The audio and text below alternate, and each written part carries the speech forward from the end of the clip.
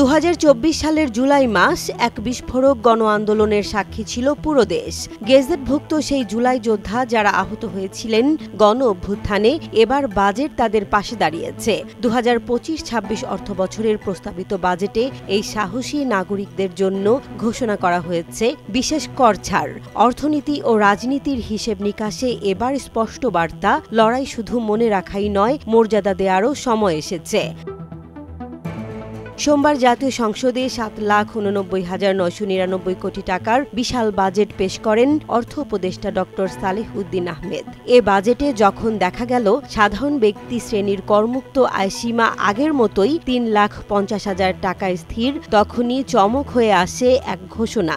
জুলাই যোদ্ধাদের জন্য করমুক্ত আয়সীমা 5,25,000 টাকা। গণ অভ্যুত্থান অধিদপ্তর প্রতিষ্ঠা করা হয়েছে এবং গণভবনকে জুলাই অভ্যুত্থান স্মৃতি জাদুঘর হিসাবে প্রতিষ্ঠার কার্যক্রম চলমান রয়েছে।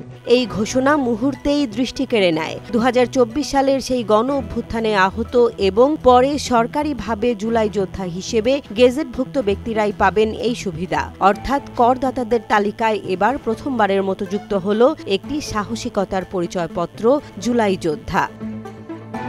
অর্থ উপদেষ্টা আরও জানান, মূল্যস্ফীতির সঙ্গে সামঞ্জস্য রাখতে ও সীমিত আয়ের মানুষকে স্বস্তি দিতে আগামী 2 করবর্ষের জন্য ধাপে ধাপে করমুক্ত আয়সীমা বাড়ানো হচ্ছে।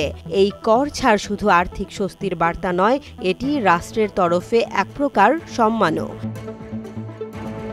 জাতীয় বাজেট কেবল সংখ্যার খেলা নয়, এটি প্রতিফলন সমাজের মূল্যায়ন ও দৃষ্টিভঙ্গির। 2025-26 বাজেট স্পষ্ট করে বলছে, যারা লড়েন, যাদের রক্তে পথ মেলে, রাষ্ট্র তাদের ভুলে নাই। জুলাই যোদ্ধা শব্দটি এখন শুধু ইতিহাস নয়, এটি এখন অর্থনীতির পরিসংখ্যানে এক মর্যাদার পরিচয়। কর ছাড়ের ঘোষণায় তাদের প্রতি জাতির কৃতজ্ঞতা যেন এখন একটু বেশি স্পষ্ট হলো।